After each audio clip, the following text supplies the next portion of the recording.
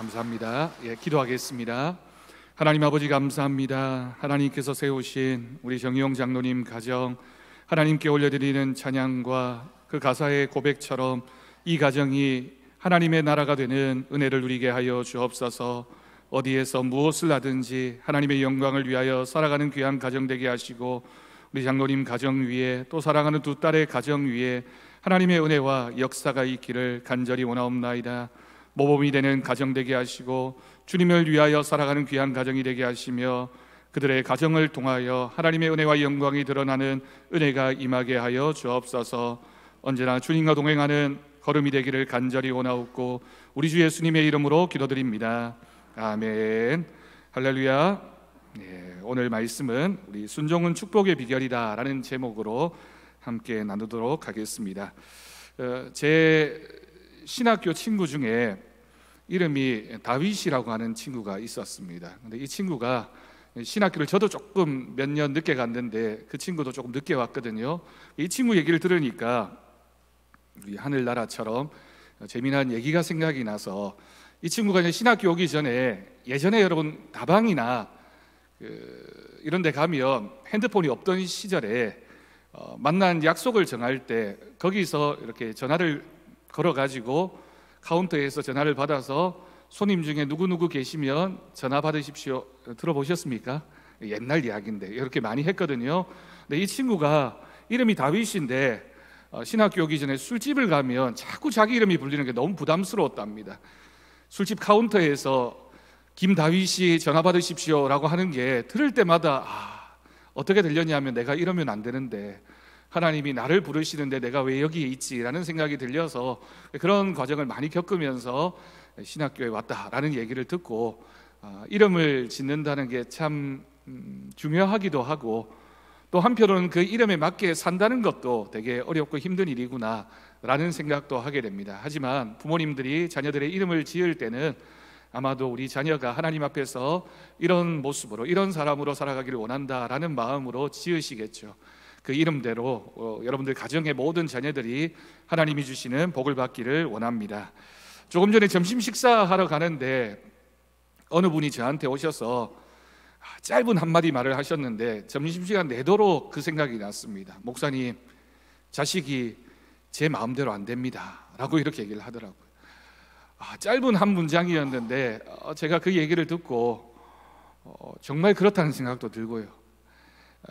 우리가 부모의 입장으로는 내 자녀가 내 마음대로 되지 않는다고 생각하지만, 반대로 우리가 자녀였을 때도, 자식이었을 때도 부모님 마음대로 되지 않는 자식이었을 가능성이 높습니다. 여러분들은 안 그럴지 몰라도 저는 그랬습니다. 부모님 마음에 안 드는 자식이었는데 자녀를 키우면서 참 마음대로 안 되죠. 그런데 마음대로 안 되면 우리가 또 포기할 수는 있습니까?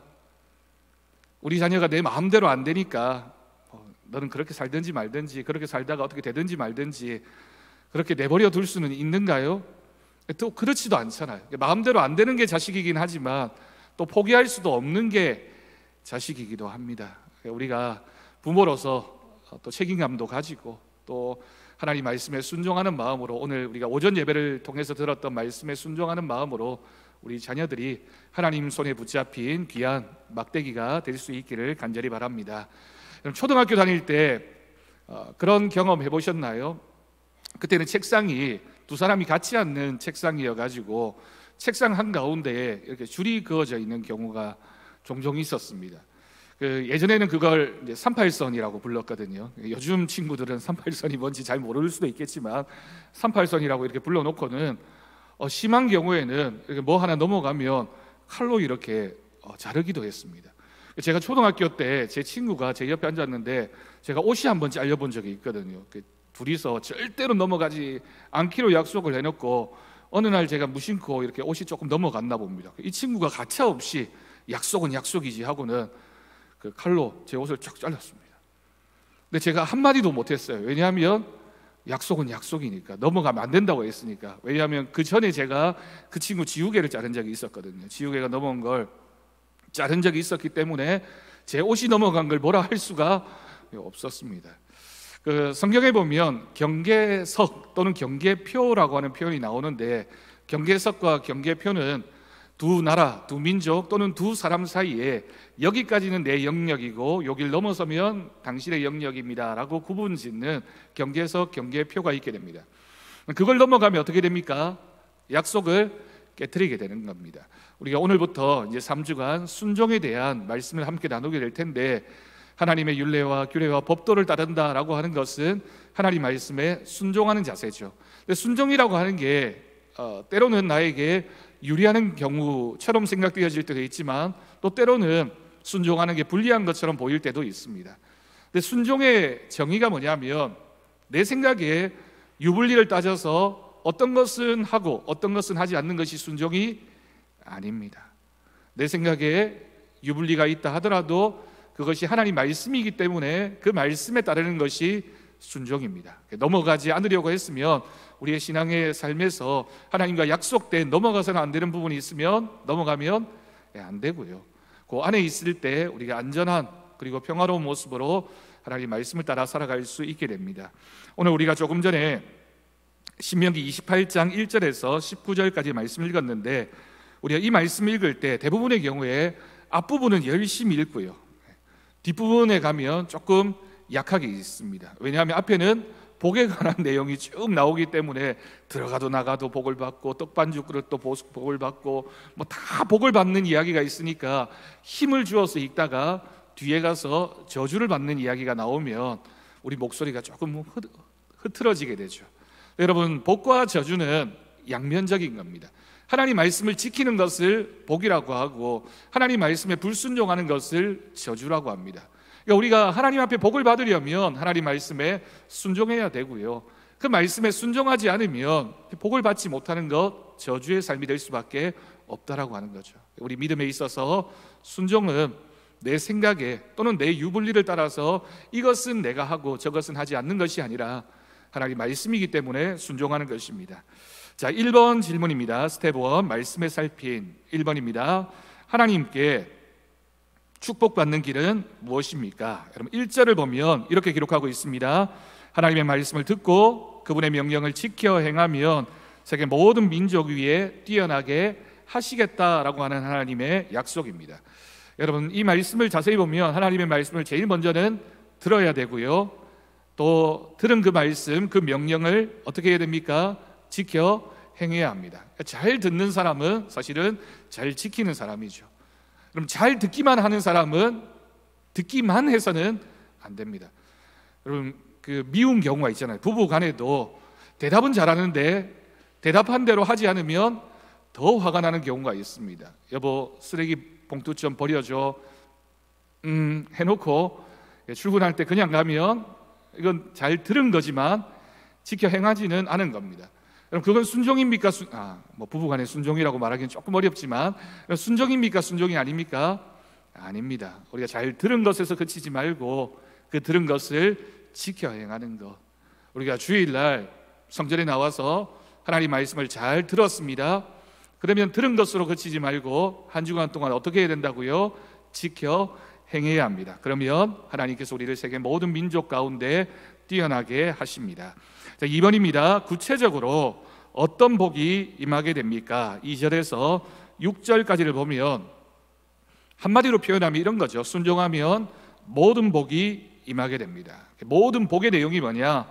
성읍과 들에서 복을 받고, 성읍이라고 하는 건 내가 거주하는 곳, 들이라고 하는 곳은 내가 집 밖을 나가서 활동하는 지역, 거기가 직장이 될 수도 있고요, 내 사업이 될 수도 있고요, 내 이웃과의 관계일 수도 있습니다. 내가 있는 성읍에서도 복을 받고 들에서도 복을 받고, 또 자녀와 토지의 소산과 짐승의 새끼와 소와 양의 새끼가 복을 받는다. 여러분, 이건 내 자녀, 내가 자녀를 양육하면서 그 자녀를 통하여도 하나님이 주시는 복을 누리게 되고, 뒤에 기록되어져 있는 토지의 소산, 짐승의 새끼, 소와 양의 새끼라고 하는 것, 내가 하는 모든 일들, 내가 경작하는 것, 내가 사업하는 것, 내가 어떤 직장에 다니면서 일을 하는 것, 이 모든 일들 가운데 하나님이 복을 주신다. 또 뒤에 보면 광주리와 떡반죽 그릇이 복을 받고, 우리가 먹고 마시고 또 우리의 생활의 즐거움을 위하여 하는 모든 일들 가운데 하나님이 주시는 복이 있다. 그러면서 마지막으로 들어가도 나가도 복을 받습니다 라고 기록하고 있습니다. 그럼 제가 여러 번 말씀드렸지만 전통적인 이스라엘 집안에는 문 앞에다가 메주자라고 하는 하나님의 말씀의 두루마리가 조그맣게 들어가 있는 이렇게 물건을 문 오른편에 붙여 놓습니다. 그러면서 들어가면서 나오면서 그 말씀이 들어가 있는, 하나님의 말씀을 지켜 행하라 라고 하는 그 말씀이 들어가 있는, 신명기 말씀이 들어가 있는 그 메주자라고 하는 물건을 들어가면서도 만지고 나오면서도 만집니다.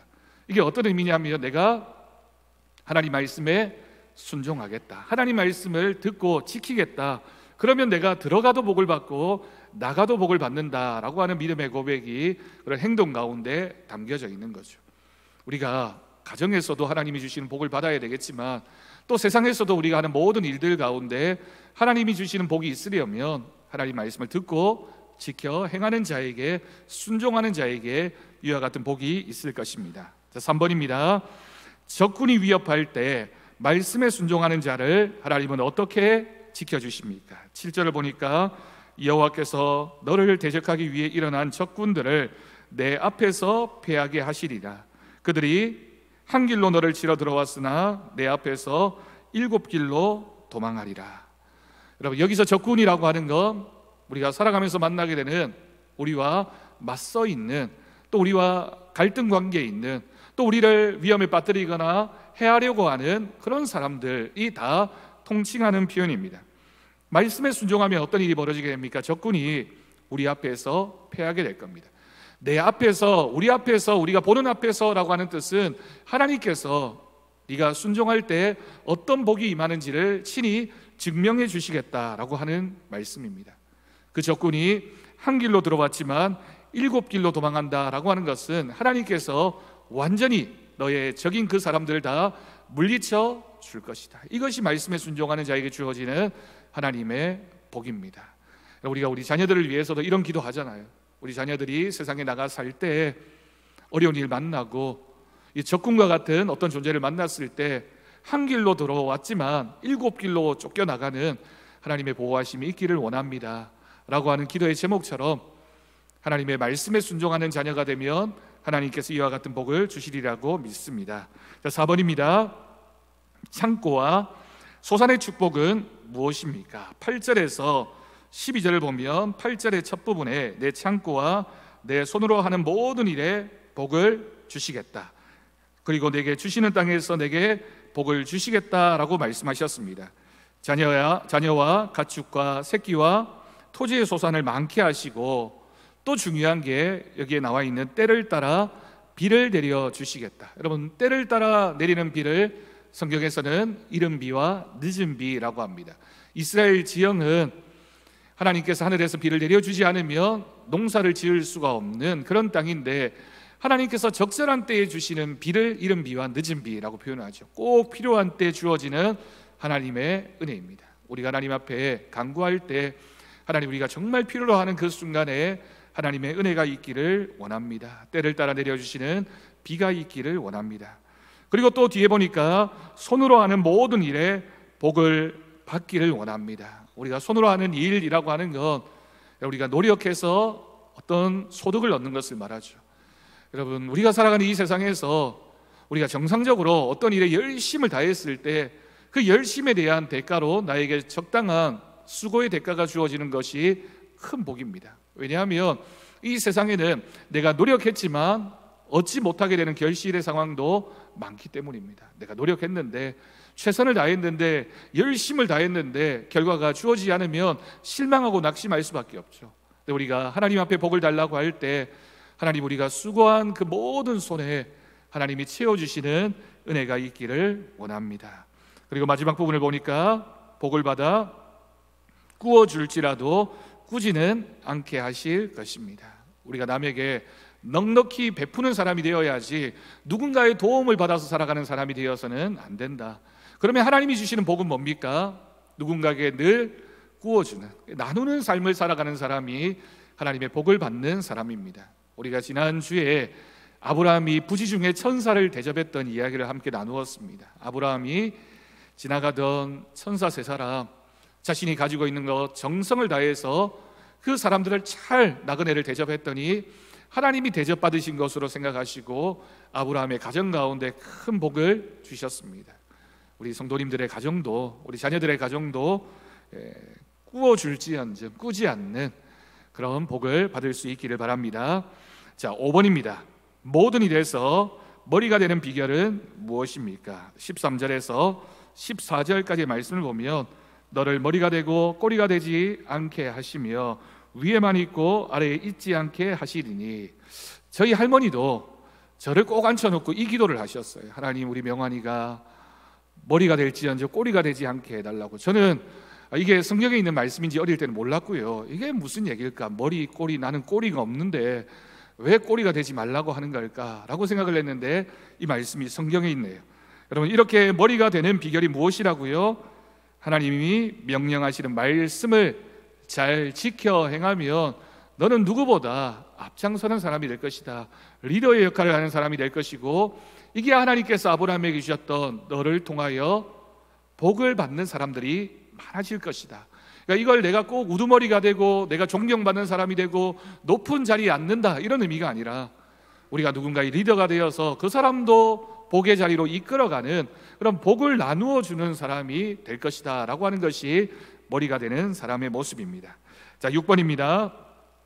말씀에 순종하지 않으면 어떤 일이 일어나게 됩니까? 우리 15절에서 19절까지 말씀을 쭉 읽었습니다. 말씀을 지켜 행하지 않으면, 앞에는 전부 복에 관한 내용이었다면 15절부터는 저주에 관한 내용입니다. 이 저주는 누가 하는 겁니까? 내 친구가, 내 이웃이 하는 저주인가요? 아니라 누가 하는 저주다? 하나님이 하시는 저주입니다. 그러면 여러분, 우리가 피할 수가 있을까요? 없습니다. 하나님이 주시는 복도 우리가 피할 수 없지만 하나님의 말씀을 지켜 행하지 않으면 주어지는 저주도 피할 수 있는 사람은 아무도 없습니다. 그러니 앞에서 기록되어졌던 그 모든 말씀의 정반대이죠. 어떤 일을 하든지 너는 저주를 받게 될 것이다. 그러면 여러분, 이 전체의 복과 저주의 기준이 뭡니까? 하나님 말씀에 순종할 때 하나님께서 그 사람을 지켜 보호하시고 하나님께서 그에게 복을 주십니다. 물론 지금 우리 당장의 눈으로 본다면 다 눈에 보이는 여러 가지 복들이 나열되어져 있지만 그 영적인 의미를 깊이 생각하게 되면 우리가 이 땅에 사는 동안 하나님이 우리의 인생을 만족해 하여 주시는, 행복하게 하시는 복과 은혜를 우리가 누리게 될 줄로 믿습니다. 하나님 말씀을 잘 듣고 지켜 행하는 우리가 되어야 하겠습니다. 자, 스텝 2, 말씀의 깨달음입니다. 1번, 순종은 말씀을 듣고 지켜 행하는 것까지를 의미합니다. 처음과 끝까지 하나님 말씀을 잘 듣고 지켜 행하는 겁니다. 그래서 여러분, 우리가 설교를 들을 때도 내 마음에 드는 부분은 잘 듣고 마음에 들지 않는 부분, 이건 좀 아닌 것 같아 라는 부분은 잘 듣지 않는 것은 순종이 아닙니다. 어떤 말씀이든지 나에게 주어지는 말씀으로 우리가 고백하고 그 말씀을 잘 듣고 지켜 행하는 믿음이 되어야 하겠습니다. 듣고 행하지 않으면 순종하지 않는 것입니다. 우리의 순종은 머리와 입에 머무는 경우가 많습니다. 고개 끄덕 아멘까지는 했는데 우리가 그 말씀대로 살지 않으면 여기에 머물게 된다는 거죠. 전인적인 순종이 중요한 이유는 무엇일까요? 신명기 6장 4절과 5절 말씀을 우리 다 같이 유인물에 있습니다. 같이 읽겠습니다. 이스라엘아 들으라. 우리 하나님 여호와는 오직 유일한 여호와이시니 너는 마음을 다하고 뜻을 다하고 힘을 다하여 내 하나님 여호와를 사랑하라. 아멘. 이것이 우리가 하나님 앞에서 정말 기억해야 되는 말씀이고 우리의 순종이 어떤 믿음의 모습이어야 하는지를 잘 가르쳐주는 말씀입니다.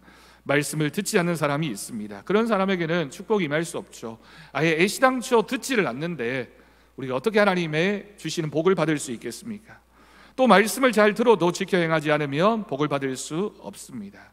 어리석은 사람, 성경에 그 씨 뿌리는 비유를 통해서 나와 있는 것처럼 우리가 말씀을 잘 들어야 되고 또 그 말씀을 잘 지켜 행해야지만 하나님이 주시는 순종의 모습으로 나타날 수 있게 됩니다. 순종하지 않는 사람은 말씀이 아직 자기의 말씀으로 다가오지 않기 때문입니다. 하나님의 말씀이 얼마나 중요한 것인지를 깨닫지 못하는 사람들은 하나님 말씀을 늘 2순위에 두게 됩니다. 여러분, 2순위는 첫 번째가 아니라는 거예요.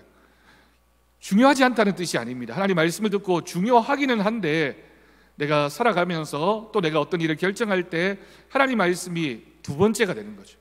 그러면 첫 번째는 뭘까요, 여러분?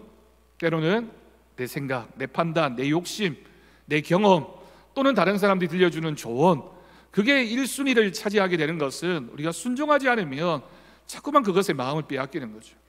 하나님 말씀이 2순위가 되지 않도록 늘 하나님 말씀을 가장 먼저 두고 그 말씀을 따라서 살아가는 우리가 될 수 있기를 간절히 바랍니다. 2번 질문입니다. 최고의 순종이 뭐냐? 하나님 말씀에 대한 순종입니다. 이것을 실천하지 못하면 다른 순종도 어렵습니다. 하나님 말씀을 듣고 그 말씀을 따라 살지 않으면 다른 순종은 어렵다라고 하는 거죠. 그러나 이 순종을 먼저 실천하면 다른 순종은 쉽습니다. 왜 그런지 말해 보세요 라고 기록하고 있고, 참고 말씀이 마태복음 26장 36절에서 46절까지인데요 이 본문이 뭐냐면 예수님의 겟세마네에서의 기도의 내용이 담겨져 있습니다. 예수님도 겟세마네 동산에서 기도하실 때 고민이 많이 되셨습니다. 걱정도 되었고요, 두려움도 많이 느끼셨습니다.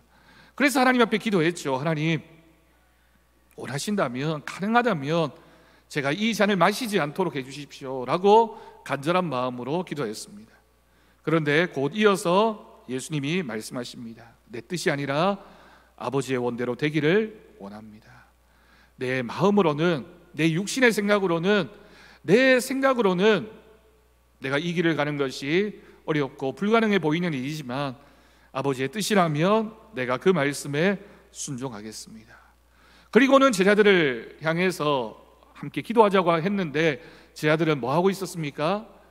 쿨쿨 잠자고 있었습니다. 코를 골았는지는 모르겠지만 하여튼 자고 있었어요. 예수님에게 들켰습니다. 예수님이 몇 번이나 졸지 말고 나와 함께 기도하자라고 했는데 제자들이 그 기도에 동참할 수가 없었습니다. 그래서 예수님이 그 제자들에게 위로가 되는 말씀을 주셨죠. 마음은 원이로되 육신이 약하구나. 여러분, 이 말씀은 내가 나를 합리화하는 말씀이 아닙니다. 내가 나를 향해서 내가 마음은 원이지만 육신이 약해서 어쩔 수 없어요 이렇게 하는 말이 아니라 예수님께서 제자들에게 정말 동정하는 마음으로 너희들이 정말 그렇구나 라고 위로해 주시는 말씀이셨습니다. 네, 여러분, 이 두 장면이 뭘 의미할까요? 예수님은 하나님 말씀에 순종하기 위해서 정말 모든 땀을 흘리고 피를 흘리시면서까지 기도하셨습니다. 철저하게 자기를 낮추어서 내가 하나님 말씀에 순종해야 되겠습니다라고 기도했기 때문에 하나님 말씀에 순종할 수가 있었습니다. 반대로 제자들은 그 시간에 잠을 잤습니다. 졸았습니다. 그 결과 예수님이 잡히시던 그 순간에 예수님과 함께 할 수 없었고, 예수님의 첫 번째 제자라고 불려졌던 베드로는 예수님을 모른다, 저주까지 하는 그런 모습, 그런 실패한 모습으로 보여졌던 거죠. 차이가 뭐라고요? 순종하기 위해서 자신의 삶을 내려놓고 철저하게 하나님 말씀에 복종해서 기도하셨던 예수님은 순종하실 수 있었지만 그렇지 못했던 제자들은 순종할 수가 없었습니다. 그러니 여러분, 우리도 하나님 말씀을 듣고 그 말씀에 순종하는 것이 결코 쉽지가 않습니다. 어렵습니다. 어려운 정도가 아니라 때로는 정말 눈물을 흘리면서, 때로는 내가 정말 이렇게까지 해야 되나라고 생각이 들면서도 순종해야 되는 순간이 있습니다. 하지만 그렇게 해야지만 하나님의 뜻을 이룰 수 있고, 그렇게 순종하는 자에게 오늘 말씀에 기록되어진 하나님이 주시는 복이 있으리라고 믿습니다. 말씀에 순종하는 것은 모든 순종의 근원이다. 그러니 우리가 하나님, 제가 순종하는 삶을 살겠습니다 라고 결심을 하셨다면 우리가 예배 때 설교 말씀을 통하여 듣게 되는 그 말씀에 가장 먼저 순종하는 것, 그 말씀을 한 주간 동안 열심히 지켜 행하는 것, 그런 순종이 있어야지만 하나님의 뜻이 이루어지는 은혜가 있게 될 것을 믿습니다. 여러분, 우리가 어떤 선택을 할 때, 어떤 결정을 할 때 무엇이 더 우선이냐라고 하는 절대적인 기준은 하나님의 말씀입니다. 하나님이 어떻게 말씀하시는지, 하나님이 뭘 원하시는지, 우리가 주일에 어디를 가야 하는지, 우리가 예배를 드릴 때 어떻게 해야 되는지, 우리가 어떤 모습으로 해야 하는지, 그 모든 것의 기준은 하나님의 말씀이다. 말씀에 내 생각이 아니라 하나님의 말씀의 기준을 잡고 그 기준을 따라 살아가야 하겠습니다. 율례와 규례와 법도라고 표현되어져 있는 구약 성경의 이 단어가 영어에서는 캐논이라고 표현을 합니다. 우리 예전에 그 전자제품 카메라 그 브랜드에 캐논이 있었잖아요. 캐논이 원래 뜻이 자라고 하는 뜻입니다. 자가 뭐 어떤 역할을 합니까? 길이를 재는 거잖아요. 근데 이 자에서 뭐 1cm, 1m라고 하는 기준은 세계 어느 곳에 가도 다 동일해야 됩니다. 구분자가 되어서는 안 되는 거죠. 그래서 그 자라고 하는 건 하나님 말씀은 절대 변하지 않는다는 거예요. 그래서 우리가 어떤 일을 할 것인가, 어떻게 살아가야 할 것인가를 결정하는 기준, 그 자는 하나님의 말씀이기 때문에 그 말씀에 딱 맞추어서 그걸 넘게 되면 포기해야 되고요, 부족하면 그것을 채우도록 해야 되는 것이 하나님 말씀이 우리에게 요구하시는 순종이다. 그러니 순종하기가 어렵지만 순종할 때 주어지는 하나님의 복을 생각하면서 우리가 철저한 순종을 통해서 하나님 말씀을 이루어갈 수 있기를 바랍니다. 자, 3번 질문입니다. 우리는 말씀에 순종하여 복을 받습니다. 그 복이 진정한 복입니다. 말씀이 아닌 세상의 지혜로 얻은 복은 오래가지 못하고 일시적이라는 거죠. 나중에는 그 복이 변하여 뭐가 된다고요? 저주가 됩니다. 왜 우리가 말씀에 순종하여 축복받아야 하는지 그 이유를 말해보세요. 그럼 제가 어느 교회 사역할 때 어느 권사님이 저한테 연락이 오셔가지고, 목사님, 제가 한 달을 망설이다가 목사님한테 연락을 했습니다. 목사님, 제가 가게를 오픈하는데 와서 좀 예배를 드려 주십시오. 제가 이상했어요. 가게를 오픈하는데 왜 한 달이나 망설이시다가 저한테 예배 드리러 오라고 할까? 어떤 가게냐고 물으니까, 목사님, 제가 목사님 그냥 모셨으면 좋겠습니다. 일단 오셔가지고 기도해 달라고, 예배 드려 달라고 그렇게 얘기를 하시는 거예요. 그래가 제가 그날 그 시간에, 그것도 또 저만 오래요. 뭐 다른 권사님들이나 신방대원들 데리지 말고 저만 오라는 겁니다. 갔습니다. 가니까 그 가게가 호프집이었어요. 여러분, 제가 들어가서 예배를 드려야 될까요? 말아야 될까요? 여러분들 눈빛이 흔들리고 있습니다. 이걸 요즘 아이들 말로는 동공지진이라고 하는데, 흔들리고 계시네요. 어떻게 해야 됩니까? 박차고 나와야 됩니까? 소금 뿌리고 저주하고 나와야 됩니까? 그러면 그 다음은 어떻게 될까요? 들어갔습니다. 예배를 드렸습니다. 예배 드리면서 제가 예배 잘 드리고 마지막에 권사님한테 권면을 했습니다. 권사님, 그러니까 이 권사님이 생활이 어려우셔서 원래 어떤 일을 하셨냐면 아르바이트로 과일 깎는 일을 하셨어요. 그러니까 그런 가게에서 과일을 깎으시다가 마침 그 가게가 나니까 이거 내가 경제적으로 좀 도움이 되겠구나라는 생각으로 덜컥 가게 계약을 했는데, 해놓고 나니까 이제 수습이 안 되는 겁니다. 이걸 언젠가는 교회가 알게 될 텐데 이걸 어떻게 얘기해야 되나, 고민이 될 수밖에 없는 거죠. 고민하셨다는 건 뭐 당연히 본인도 정답에 가까운 뭔가를 알고 계시다는 거고요. 또 저한테 와달라고 한 것도 감사한 일입니다. 왜냐하면 그냥 감추어 놓고 있다가 그게 문제가 되면 믿음을 잃어버리는 상황이 올 수도 있잖아요. 그래도 목사님 모셔놓고 내가 뭔가 하나님 말씀을 들어야 되겠다라는 생각이 있으셨던 것 같아요. 제가 마치면서, 권사님, 저하고 약속했으면 좋겠습니다. 권사님 하시는 건 제가 함께 기도하면서 하겠지만, 제가 원하는 건, 또 하나님이 원하시는 건 이 일을 빨리 끝내셨으면 좋겠습니다. 권사님 기도하시면서 때가 되어서 믿음이 차시면 빨리 끝냈으면 좋겠습니다 라고 제가 권면을 했습니다. 그래서 이 권사님이 딱 1년 하시고 그만두셨어요. 그리고 나서는 절대로 목사님, 제가 다시는 이렇게 하지 않겠습니다 라고 약속했던 그 기억이 있습니다. 여러분, 순종이라고 하는 건 말씀이라는 자를 이렇게 갖다 대면 되게 분명해집니다. 이게 불투명하지 않아요. 우리가 이 자가 불투명하다고 느끼는 이유는 내가 믿음이 없어서입니다. 내가 그 자를 보지 못하고 있어서이지, 하나님 말씀의 자가 뭐 삐뚤어졌거나 잘못되었거나 분명하지 않아서가 아니라는 거예요. 우리 하나님 말씀을 딱 대보면 정확하게 우리가 발견되어지는 것이 있을 거고, 혹시라도 내 마음에 이걸까 저걸까 망설여지는 부분이 있다면 안 하는 게 맞습니다. 왜냐하면 하나님이 우리에게 그 망설이는 마음도 주시기 때문입니다. 하나님 말씀에 순종해서 귀한 하나님의 역사를 만들어갈 수 있기를 바랍니다. 자, 스텝 3 말씀의 적용 1번. 당신은 하나님의 말씀을 지키고 실천하기 위해 얼마나 노력하고 있습니까? 2번, 하나님 말씀에 순종하면 가정과 이웃, 직장에서도 순종하는 사람이 됩니다. 하나님 말씀에 순종하기 위해서는 뭐가 필요하다고요? 훈련이 필요한데 이것을 위해 당신은 어떤 노력을 하고 있습니까? 작은 것에서부터 순종하기 시작해야지만 전적인 하나님의 순종의 모습으로 나아갈 수가 있다. 우리도 우리의 믿음이 나는 믿음이 대단해 라고 교만해하지 마시고 우리가 생활에서 만나는 작은 일들을 하나씩 순종해 갈 때 하나님의 은혜가 있을 줄로 믿습니다. 자, 3번, 오늘 주신 말씀에서 깨달은 교훈은 무엇입니까? 여러분, 성경에 참 많이 나오는 얘기가 하나님 말씀에 순종하라라고 하는 겁니다. 하나님이 우리에게 말씀을 주실 때 대부분이 명령형으로 되어져 있습니다. 여러분, 명령형은 해도 되고 안 해도 된다는 것이 아니라 하라는 겁니다. 하나님 말씀에 순종하십시오. 하나님이 주시는 은혜가, 복이 우리 가운데 있을 줄로 믿습니다. 자, 아래쪽에 있는 모든 것의 시작점, 고비 때 보니까 그 수도원에서 있었던 예화가 하나 나와 있네요.